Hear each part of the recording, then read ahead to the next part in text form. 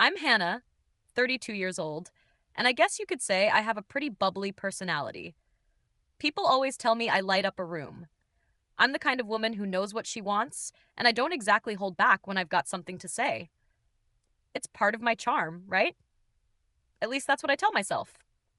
My husband Mason might have a different opinion. He'd probably call it something else entirely. Mason's 34.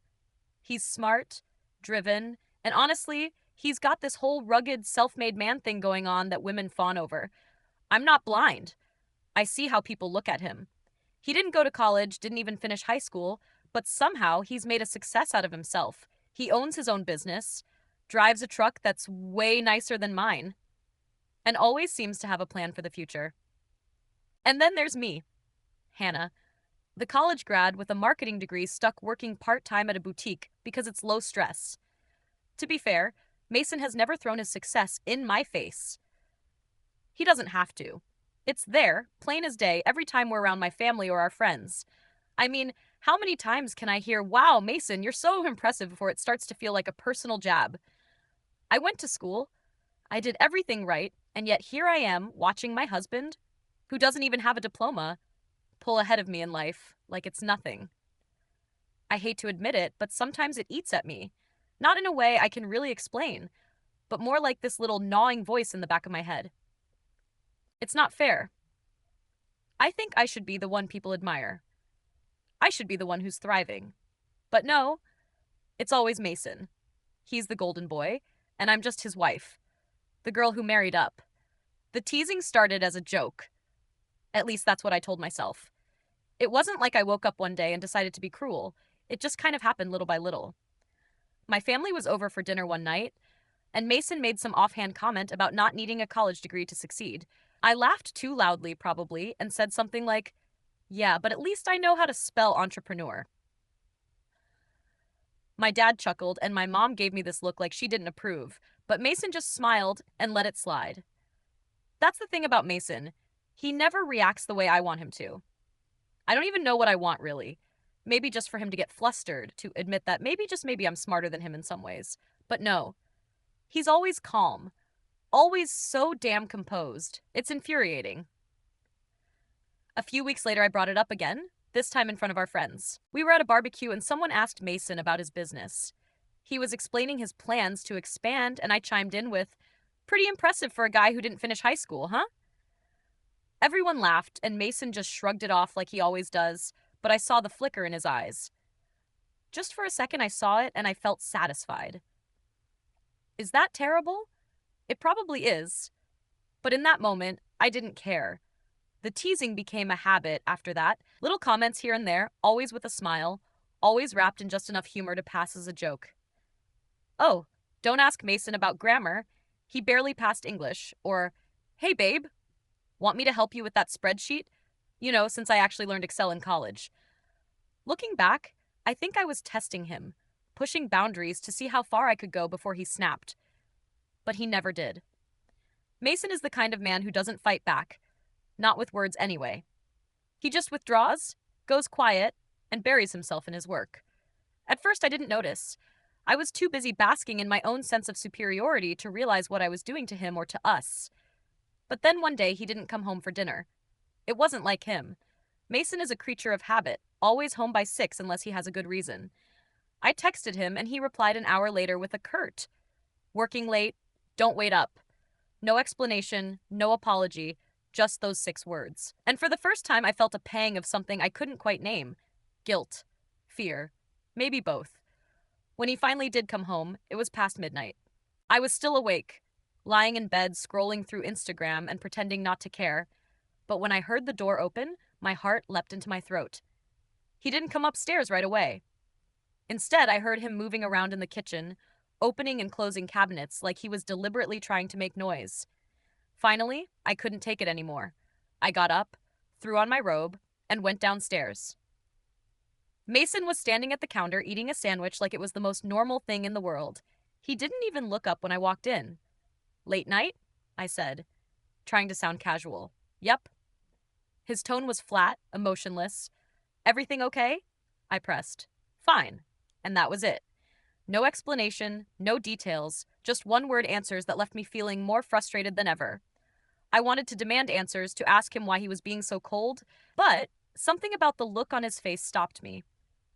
He seemed tired, not just physically, but emotionally, like he'd finally reached the end of his rope. I went back upstairs without saying another word.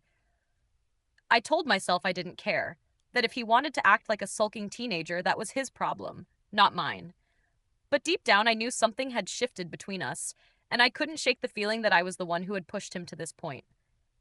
The next morning, Mason was gone before I woke up. Normally, I'd hear him moving around the house, his boots on the hardwood, the faint clink of his coffee mug, but that morning it was silent.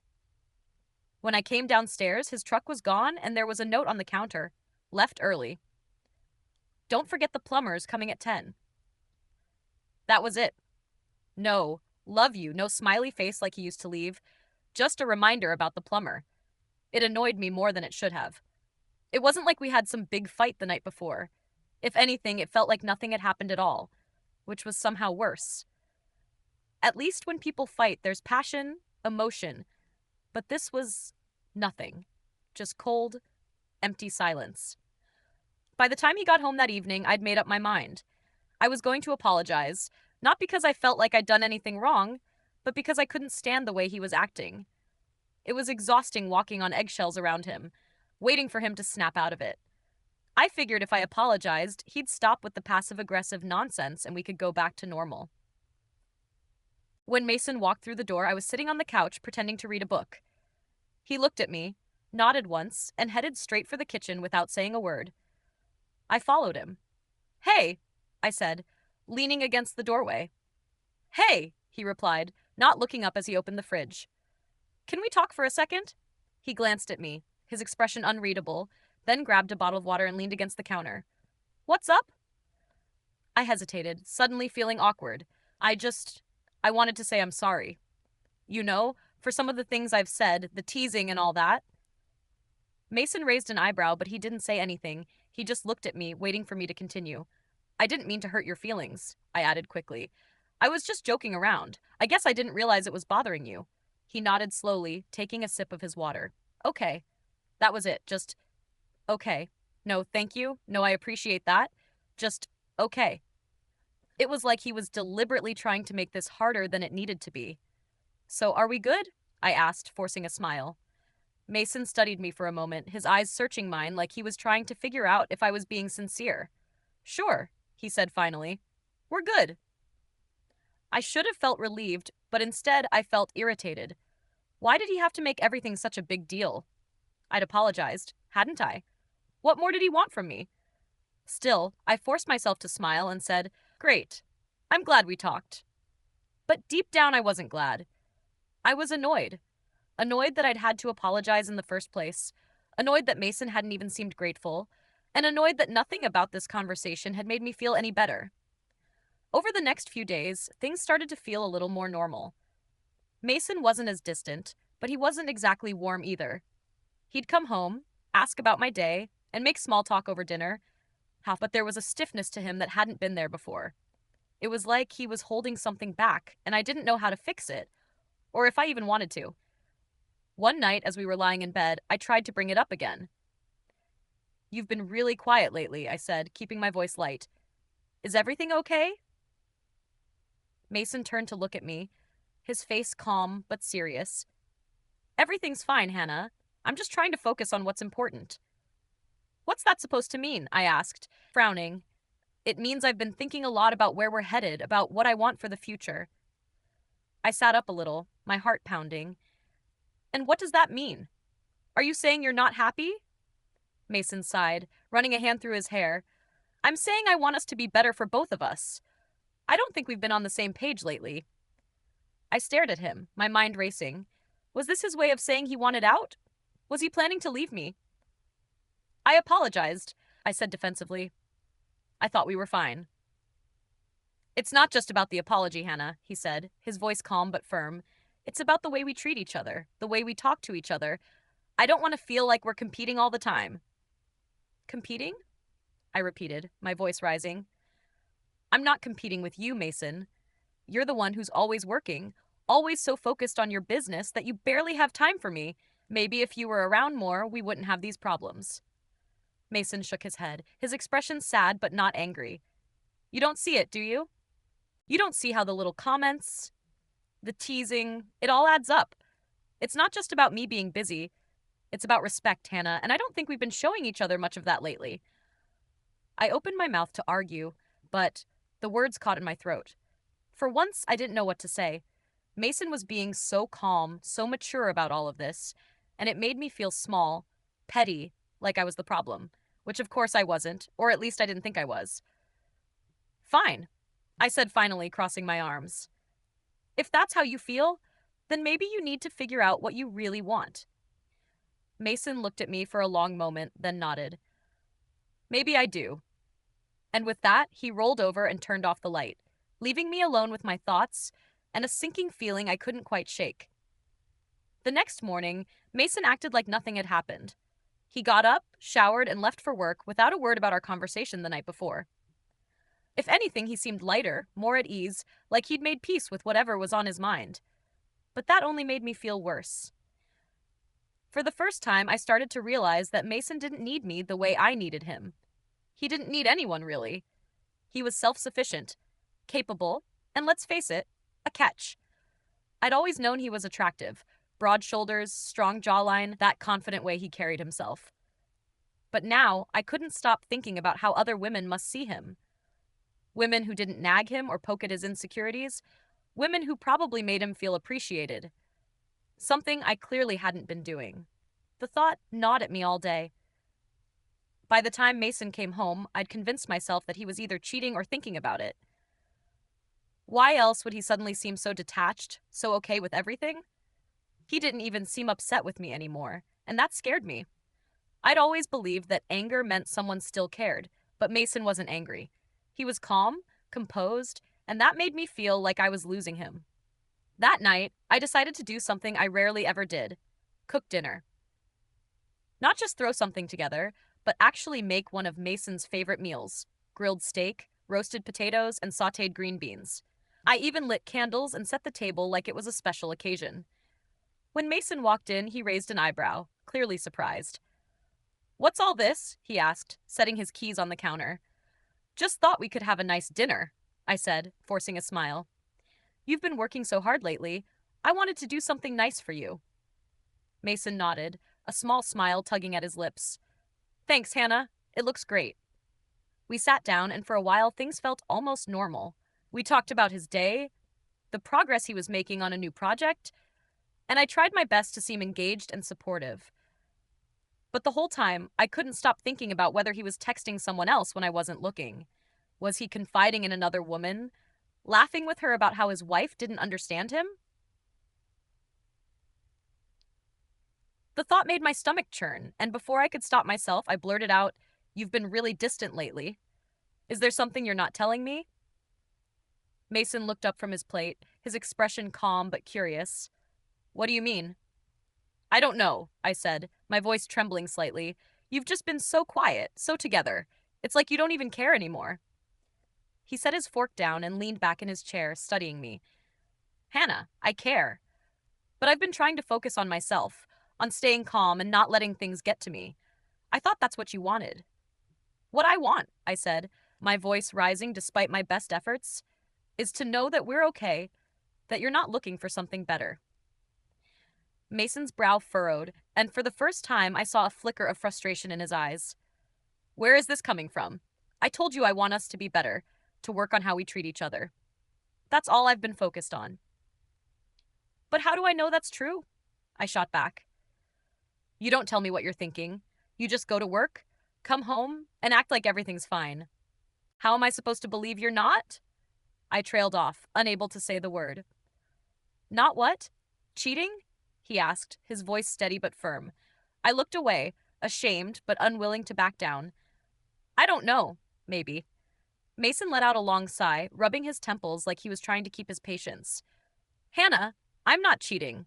I've been trying to give us both space to figure things out, but if you can't trust me, I don't know how we're supposed to move forward." His words hit me like a punch to the gut. He wasn't yelling, wasn't accusing me of anything, but the disappointment in his voice was worse than any argument we'd ever had. I wanted to take it back, to tell him I believed him, but the insecurity bubbling inside me wouldn't let me. I just feel like I'm losing you, I whispered, my eyes stinging with tears. And I don't know how to fix it. Mason's face softened, but he didn't reach for me like I'd hoped he would. Instead, he leaned forward, resting his elbows on the table. Hannah, I don't need grand gestures or big apologies.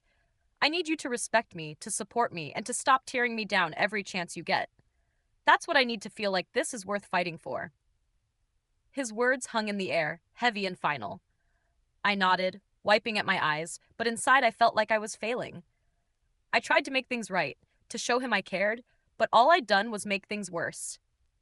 Mason finished his dinner in silence, then cleared his plate and went upstairs, leaving me alone with the flickering candles and a knot of regret in my chest. Over the next few days, I tried harder. I complimented him more, asked about his day, and even made an effort to stop the teasing, though it took everything I had to bite my tongue sometimes. But no matter what I did, Mason remained distant. Not cold, but not warm either.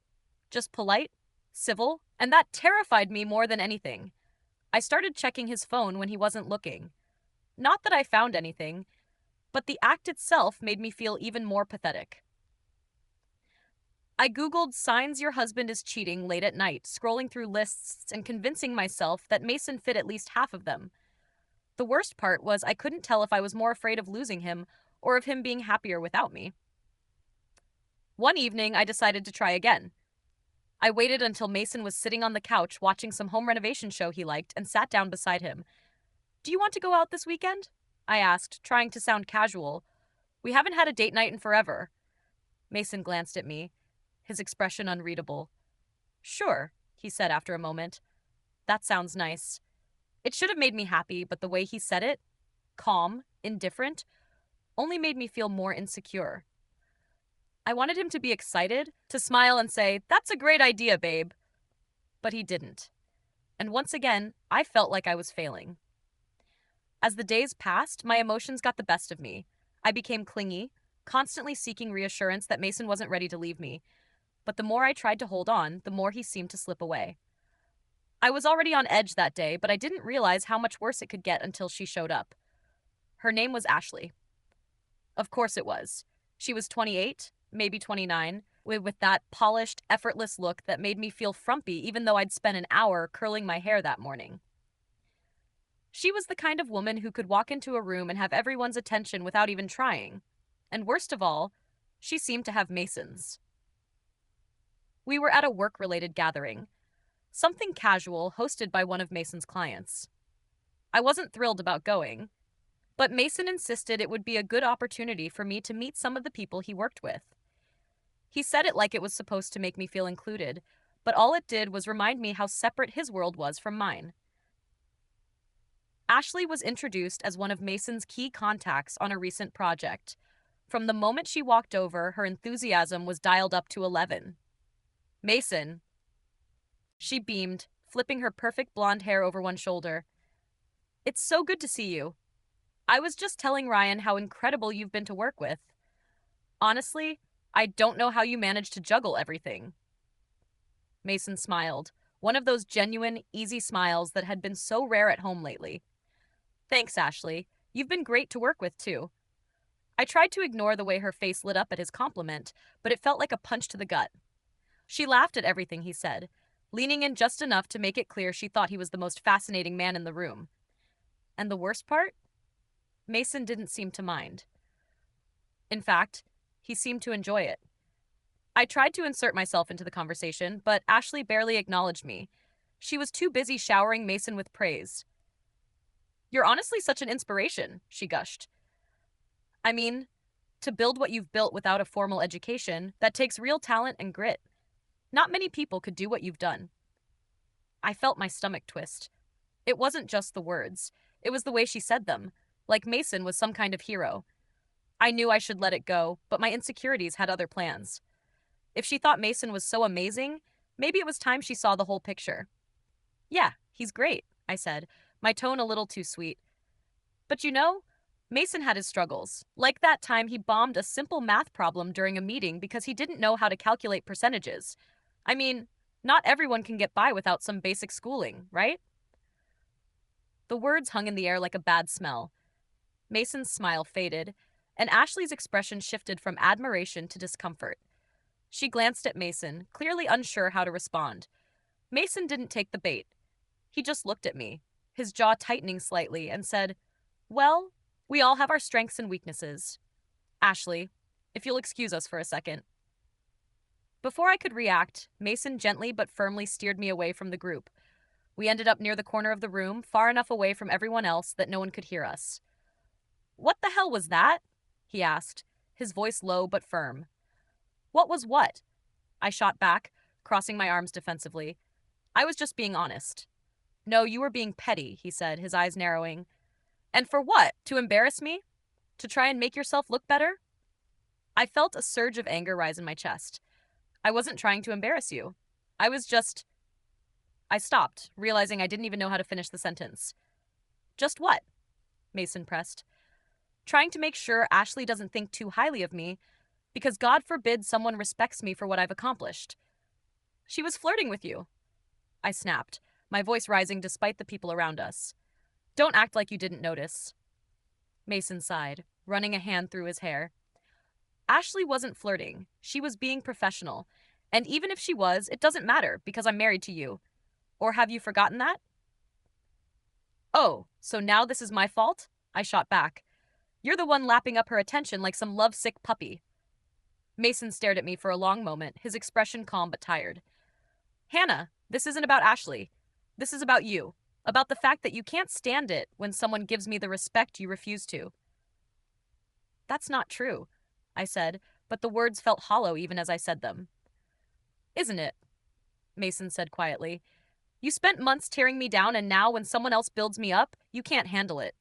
Do you even hear yourself?" I felt tears prick my eyes, but I refused to let them fall. "I just don't want to lose you," I whispered, my voice cracking. Mason's expression softened, but only slightly. "You're not going to lose me, Hannah. But if you keep trying to tear me down just to make yourself feel better, I don't know how we're supposed to make this work." That was it, the final straw. All the frustration, insecurity, and anger I'd been bottling up came spilling out. "Oh, don't act like you're some perfect saint, Mason!" I spat. "You've been distant, cold, and impossible to talk to. Maybe if you actually cared about me instead of your stupid business, we wouldn't be in this mess." Mason didn't react. He just stood there watching me with a mixture of sadness and exhaustion. "I do care about you, Hannah," he said quietly. "But I can't keep doing this if you're not willing to look at yourself and take responsibility for the way you treat me." His words cut deeper than I wanted to admit. I opened my mouth to argue, but nothing came out.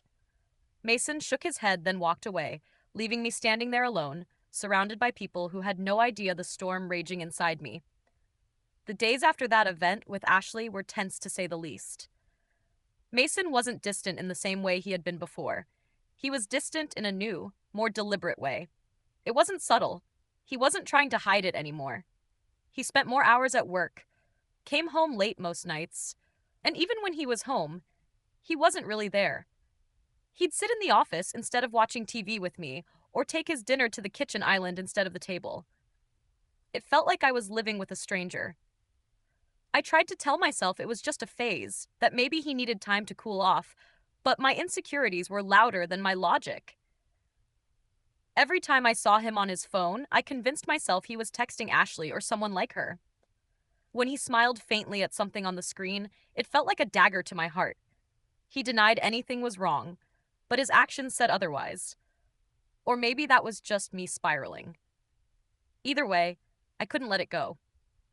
One night after Mason had fallen asleep, I gave in to the urge that had been gnawing at me for weeks. I picked up his phone from the nightstand and entered his passcode, a passcode I knew because Mason trusted me. My hands were shaking as I scrolled through his messages, but there was nothing. No texts from Ashley, no incriminating conversations, just boring back and forths with clients, coworkers, and his brother.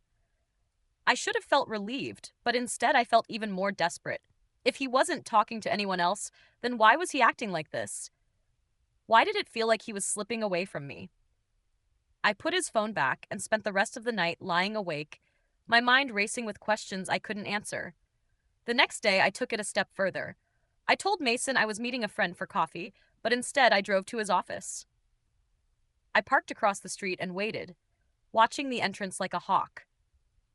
Part of me hoped I'd catch him in the act, whatever the act was, but another part of me dreaded what I might see.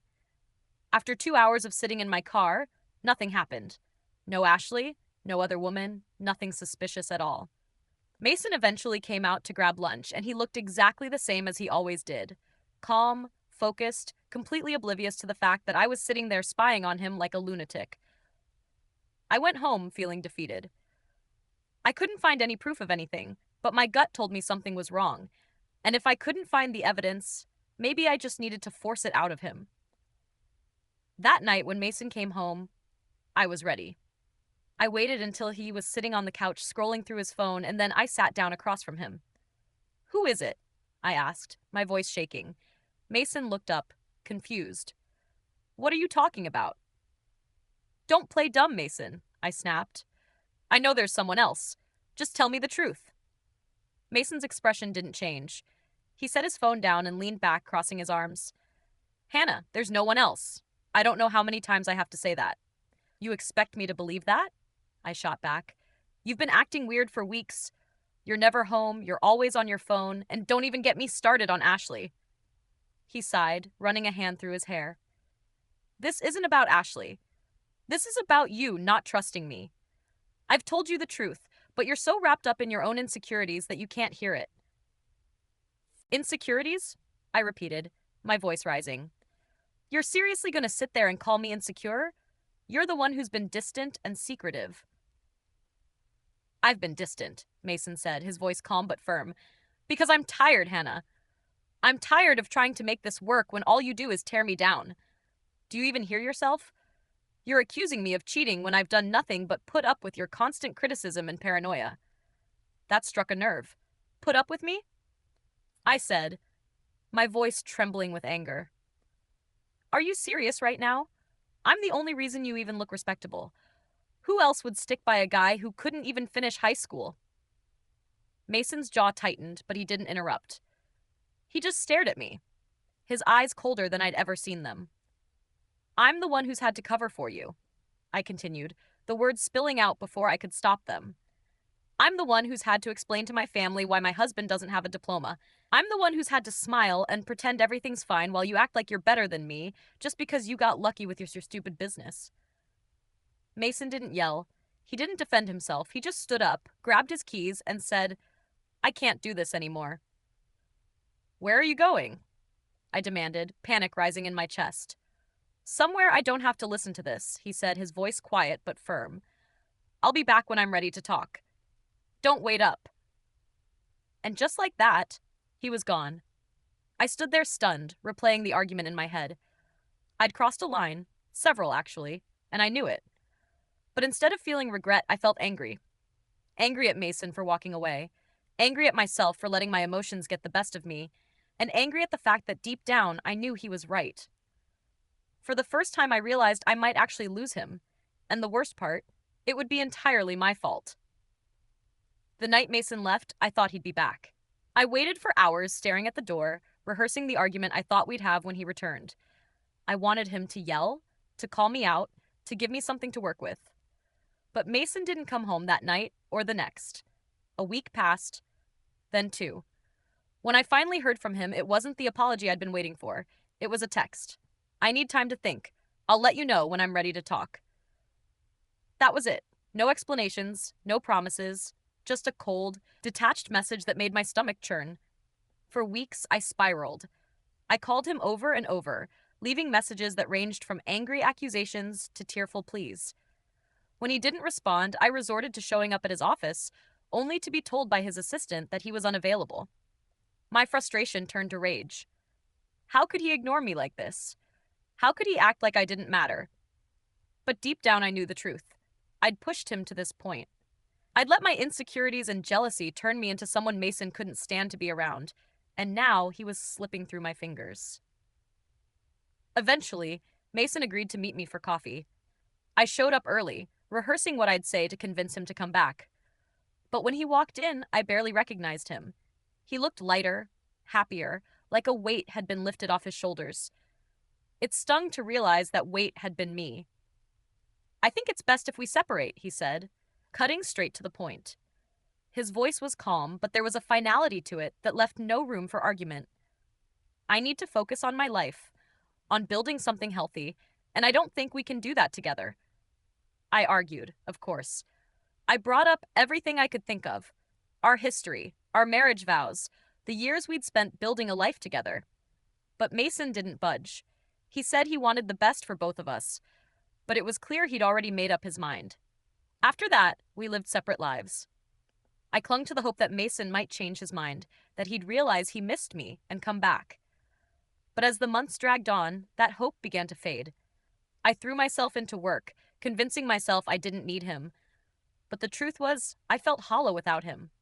Then, one afternoon, my friend Stephanie sent me a screenshot that shattered what little peace I'd managed to find. It was a Facebook post. A picture of Mason with another woman. She was younger, prettier, and practically glowing as she leaned into him, her hand resting on his chest. The caption read, "So grateful for this man and everything he's brought into my life." I felt like the wind had been knocked out of me. Stephanie's message came through seconds later. "OMG, is this Mason?" I didn't respond. I couldn't. My hands were shaking as I stared at the photo, my chest tightening with a mix of anger and despair. He had moved on, and not just with anyone, with someone who looked like she belonged on the cover of a magazine, someone who clearly adored him in a way I never had. The next day, I showed up at Mason's office unannounced. His assistant gave me a wary look, but didn't try to stop me. When Mason walked out of his office and saw me, his expression hardened. "Hannah?" he said, his tone firm but calm. "What are you doing here?" "I saw the picture," I snapped, unable to hide the venom in my voice. "You didn't even have the decency to tell me you were seeing someone." Mason sighed, crossing his arms. "We've been separated for months. I didn't think I owed you an explanation."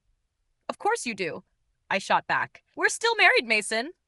"Not for long," he said, his voice steady. "I've already filed the paperwork. You'll be getting the documents soon." His words hit me like a slap. "You're divorcing me?" "Kalat," I said, my voice trembling with disbelief. "Yes, Hannah," he said. "I am. This isn't healthy for either of us. It's time we both moved on." I felt the tears welling up, but I refused to let them fall. "You're throwing me away," I said, my voice shaking. "For her?" "This isn't about her," Mason said firmly. "This is about me finally choosing a life that brings me peace, something I haven't had in a long time." I stared at him, searching for some sign of regret, but there was none. He was resolute. And for the first time, I realized just how far I'd pushed him. I had spent so much time trying to tear him down that I hadn't noticed he'd been quietly building the courage to leave me behind. 2 weeks later, the divorce papers arrived. There was no alimony. Mason made sure of that. I had a degree, a job, and the ability to support myself, and he wasn't going to let me take advantage of him anymore. I signed the papers, feeling a mix of anger and humiliation, but deep down, I knew I didn't deserve anything from him. Months after the divorce was finalized, I saw another post of Mason and his new girlfriend. They were on a beach somewhere, smiling and carefree. He looked happy, really happy. And I realized with a sinking feeling that he had every right to be. As for me, I stayed angry for a while. Angry at Mason, angry at his new girlfriend, angry at myself. But as time went on, that anger turned into something else: regret. I had been given the chance to love a man who was kind, patient, and ambitious. And I'd thrown it all away because I couldn't handle my own insecurities. And now I was left with nothing but the memories of the life I'd destroyed. If this confession kept you hooked, make sure to subscribe, like, and share. We share powerful true stories every day that explore the complex realities of life.